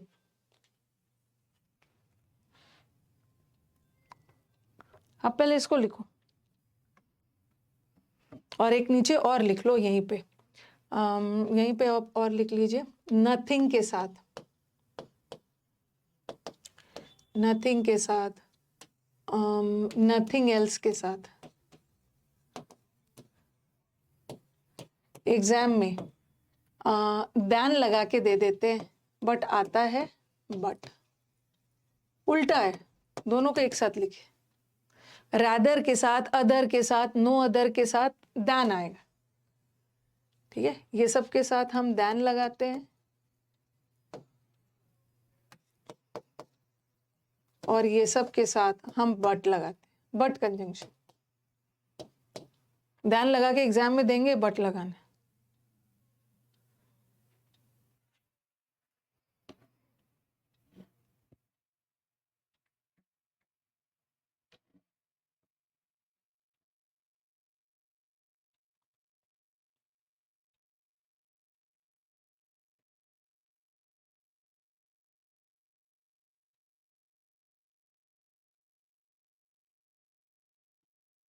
समुद्र मंथन का बैच है 1 बजे। जो बच्चे हमारे नए हैं ना, जो भी स्टूडेंट्स हमारे नए हैं, तो ग्रामर का बैच तो आपका चल ही रहा है। ग्रामर का बैच चलता है सुबह 9:30 बजे, और आपको नए वाले स्टूडेंट्स को ग्रामर के बैच में भी आना है, और 1 बजे मंडे में, वेंसडे में और फ्राइडे में समुद्र मंथन का बैच चलेगा। समुद्र मंथन का बैच वो कैप का बैच, ये इसमें भी आना है। ये वो कैप का बैच है, और ट्यूसडे और थर्सडे में इस बैच में क्लोज टेस्ट, PQRS वो सब होता है।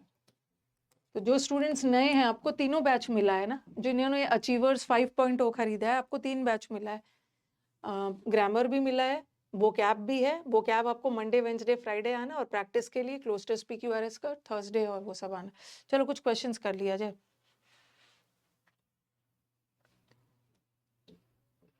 यही वाला एल्स और नथिंग एल्स के साथ याद रखना है, जैसे मैथ्स का फॉर्मूला याद रहते हो ना, वैसे ही याद रखना है। एल्स और नथिंग एल्स के साथ दैन लगा के दे देते हैं, बट होता है, और अदर या नो अदर के साथ बट लगा के आता है दैन। ये सब याद रखना होगा। बताओ, I have no other claim but his wealth. मेरे पास संपत्ति के अलावा दावा करने के लिए कुछ भी नहीं है। तो देखो, नो अदर के साथ क्या आता है? नो अदर के साथ कौन सा कंजंक्शन आता है? नो अदर के साथ बट नहीं आता, नो अदर के साथ तो दैन आता, दैन। उसी तरह आई वुड रादर हैव, मेरे को बॉल नहीं चाहिए, मेरे को बैट चाहिए, बॉल की जगह मेरे को बैट चाहिए, और रादर के साथ और नहीं लगाते, रादर के साथ भी दैन। ये पेयर में लगने वाला कंजंक्शन तो थोड़ा याद रखना होगा ना। ही वॉन्ट्स नथिंग एल्स, उसको शांति, पीस के अलावा कुछ भी नहीं चाहिए। एल्स के साथ अकेला एल्स आ गया, अकेला अच्छा, ये एक मिनट, सॉरी, मैंने नथिंग लिखवा, एक एल्स वहां पे ऐसा लिख दिया था ना, शायद मैंने गलती से नथिंग लिख दिया था ना, नथिंग और नथिंग एल्स के साथ ऐसा कुछ लगा दिया था। तो आप ना नथिंग मत करना, यहाँ पे एल्स करना, एल्स। इसको सुधार लीजिएगा, ठीक है, इसको सुधार लीजिएगा। एल्स के साथ, नथिंग एल्स के साथ बट आता है। वैसे हम अकेले नथिंग के साथ भी बट लगा देते हैं, उसमें भी कोई दिक्कत नहीं है। नथिंग भी अगर लिखे हो ना, वहाँ nothing but some books were available, वो भी सही है, बट आता है। ये वहां पे एल्स लिखना, एग्जाम में एल्स वर्ड या नथिंग एल्स के साथ बट आता है। तो यहाँ भी वही वाला था, he wants nothing else but peace. It is nothing else, ये कुछ और चीज नहीं है, बल्कि उसका घमंड है जो उसको ऐसी चीजें बोलने पे मजबूर कर रहा है। नथिंग एल्स के साथ भी एग्जाम में दैन लगा के देंगे, बट लगाना, और रादर के साथ बट या कुछ भी लगा के दे देंगे, दैन लगाना। लिख लीजिए इसको। अननेसेसरी ना, आप लोग कमेंट बॉक्स में कमेंट कर करके ना डिस्ट्रैक्ट करते हो। ज्यादा कमेंट्स करेंगे तो एक दिन कमेंट बॉक्स को ऑफ कर दूंगी, लेकिन ऑफ नहीं करती हूँ, कुछ बच्चों का जेन्युइन डाउट्स रहता है, तो डाउट बताना रहता है। कब क्या करे, स्ट्रैटेजी क्या करे, मतलब स्ट्रैटेजी तो अगर किसी को बैच कैसे करना, आप 31 जनवरी को, मैंने 31 जनवरी वाले बैच में जाना। जो बच्चे हमारे नए हैं, बार बार हर दिन बोलना पॉसिबल नहीं होता है ना, तो जो बच्चों ने अभी तुरंत बैच को खरीदा है, वो 31 जनवरी वाले डेट पे जाना, और सुबह 9:30 बजे वाले बैच में, ग्रामर के बैच में। मैंने उस दिन पूरा आधा घंटा लिया था आपको समझाने के लिए कि बैच को कैसे कैसे करना है, ठीक है। तो 31 जनवरी के बैच को देखना, ओके। 31 जनवरी के बैच में शुरू में ही मैंने आधे घंटे में सब चीज बता दिया है, वहां देख लीजिए। तो अभी यहीं तक रखते हैं। बार बार एक ही चीज को कर करके क्वेश्चन, मतलब बैच को डिले होता है। आपका जो पढ़ा रही हूँ उससे रिलेटेड कोई डाउट है, पढ़ाई से रिलेटेड, वो सब पूछो, लेकिन एक ही चीज बार बार पूछ रहे हो सब।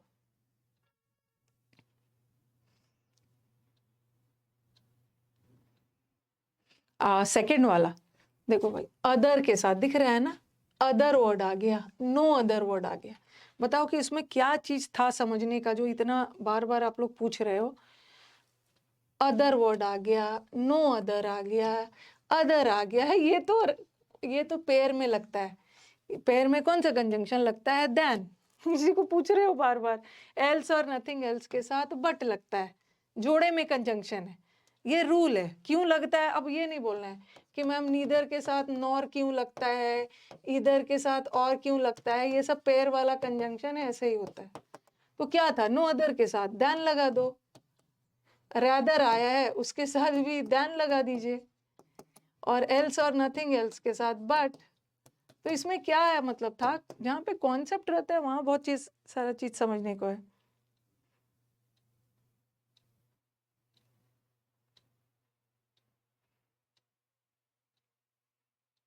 क्या लिखा है, वोकैब की क्लास 5 बजे मेंशन्ड है, ऐसा तो नहीं होना चाहिए, वोकैब की क्लास 1 बजे से है।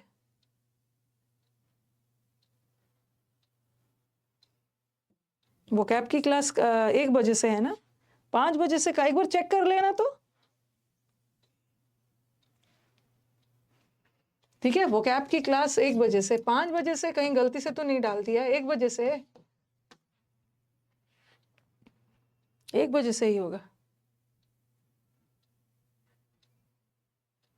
और तब थोड़ा सा बार बार मैं एक ही चीज बोलती हूँ, 1 बजे से है ना, 1 बजे ही, पता नहीं क्या क्या बोल रहे हैं।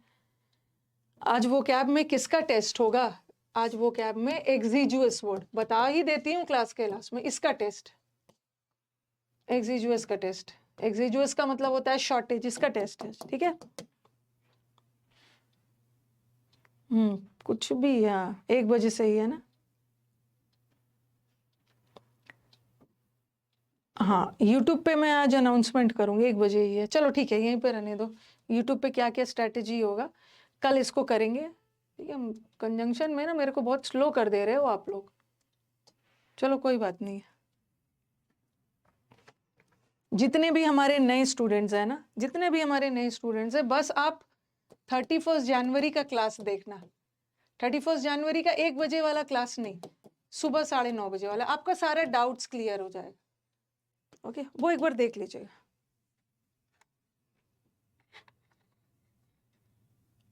अब हमारी क्लास मंडे को होगी,